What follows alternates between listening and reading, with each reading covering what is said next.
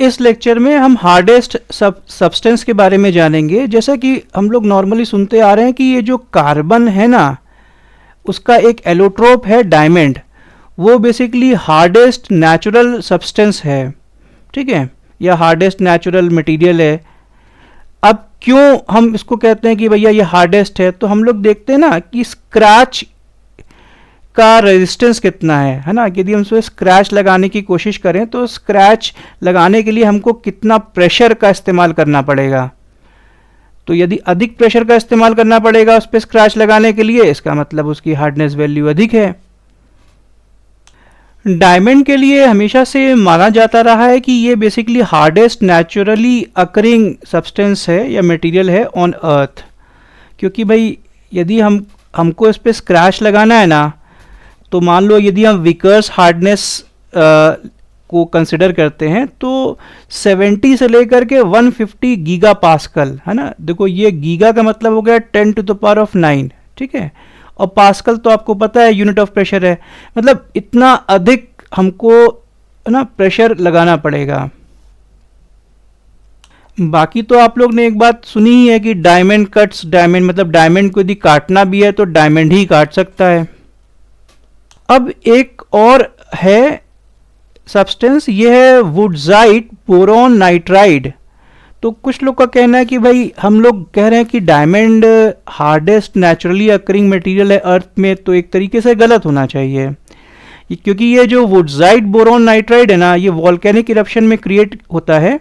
और भाई volcanic eruption तो अर्थ पे ही हो रहे हैं, तो अर्थ पे ये मटेरियल है, और ये डायमंड से थ्योरेटिकली 18% अधिक स्ट्रॉन्ग है, तो ये होना चाहिए। लेकिन मुद्दा ये है कि ये जो मटेरियल है ना, ये बहुत स्कार्स है, आसानी से मिलता नहीं है, और हम लोग ये डायमंड से अधिक स्ट्रॉन्ग है कि नहीं है इस बारे में क्या होता है ना, हम तब माने जब बार बार हम इस पर टेस्ट कर लें, अलग अलग देश के साइंटिस्ट टेस्ट कर लें और एक राय कायम कर लें, तब इसको हम है ना डिक्लेयर करेंगे, है ना, थॉरोली।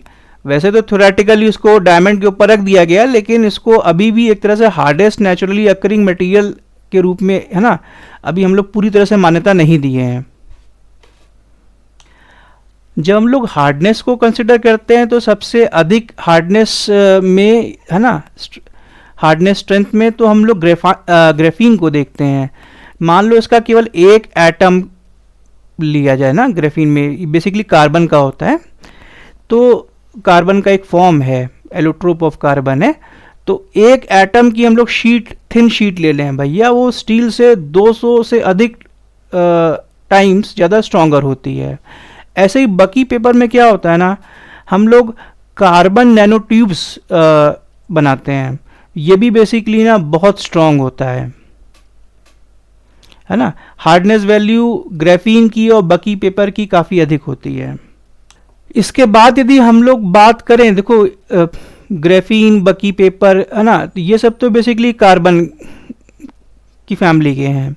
अब यदि मेटल की हम लोग बात करेंगे तो एक मेटालिक ग्लास है, इसमें पैलेडियम का इस्तेमाल हो रहा है ना। ये देखो पैलेडियम, ये पैलेडियम वही एलिमेंट है जो हाइड्रोजन को ना स्पॉन्ज की तरह सोख लेता है, एब्जॉर्व कर लेता है। पैलेडियम का एटॉमिक नंबर 46 होता है, ये बेसिकली डी ब्लॉक एलिमेंट है, ठीक है। तो पैलेडियम का जो माइक्रो एलॉय ग्लास ये है ना, मेटालिक ग्लास, इसकी हार्डनेस वैल्यू काफ़ी अधिक होती है। अब इसके बाद जो आता है वो डायनीमा आता है। तो जैसे कि आप लोग जो पॉलीथीन यूज़ करते हैं ना, तो समझ लो ये एक हाई परफॉर्मेंस वाली पॉलीथीन है, ये बुलेट को भी स्टॉप कर सकती है। एक तरीके से जब हम लोग फाइबर्स की बात करते हैं ना, तो ये स्ट्रॉन्गेस्ट फाइबर है। फाइबर मतलब वो धागे है ना। इसके बाद हार्डनेस में बेसिकली लॉन्स डेलाइट आता है। ये बेसिकली क्या होता है, जैसे मीटियोर्स होते हैं जो आसमान से कुछ उल्का पिंड आते हैं है ना, और यदि उनमें ग्रेफाइट है और वो अर्थ को स्ट्राइक करते हैं ना, तो ये सब्सटेंस हमको मिल सकता है, इसकी मिलने की गुंजाइश हाई होती है। बाकी तो आप वुडजाइट बोरॉन नाइट्राइड आपको समझ में आ ही गया कि वॉल्केनिक इरप्शन में है ना ये क्रिएट होता है, और थ्योरेटिकली ये डायमंड से अधिक स्ट्रॉन्ग है, लेकिन अभी हम लोग स्कार्स मटेरियल है तो टेस्ट वेस्ट ज़्यादा कर नहीं पाए हैं। और डायमंड तो आप लोग बचपन से क्लास 6 से बताया जा रहा है कि भैया ये hardest naturally occurring material on earth है ना। और ये बात समझ लीजिए भाई, हार्डेस्ट का बेसिस क्या है, रेजिस्टेंस टू स्क्रैचिंग है। और एक जो स्केल हम लोग बेसिकली यूज़ करते हैं ना, वो विकर्स हार्डनेस स्केल यूज़ करते हैं। कई बार ये नहीं बताते, तो ये बात जान लीजिए आप। अब यदि डायमंड से थोड़ा से कमज़ोर प्राणी पे जाएं हम लोग, है ना, सब्सटेंस पर बेसिकली, तो नैनोस्फीयर्स और नैनो केवलार है। देखो नैनो वर्ड जब आ जाता है ना, तो 10⁻⁹ समझ लेना। और ये बॉडी आर्मर्स ना, ये सब बुलेट प्रूफ जैकेट जो बात करते हैं ना, ये उसके लिए है।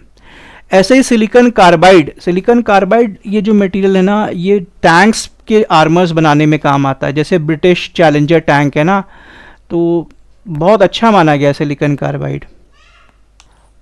और स्पाइडर सिल्क के बारे में तो आप जानते ही हैं, मकड़ी का जाले का जो तार होता है ना, वो टफेस्ट बायोलॉजिकल सब्सटेंस होता है, और 10x मतलब 10 टाइम्स स्ट्रॉन्गर होता है केवलार से। Kevlar basically bullet proof jacket के लिए हम लोग यूज़ करते हैं। और आधे किलो से भी कम वजन का स्पाइडर सिल्क ना, उसके स्ट्रैंड से पूरे अर्थ को आप इनसर्किल कर सकते हैं। Is this point clear?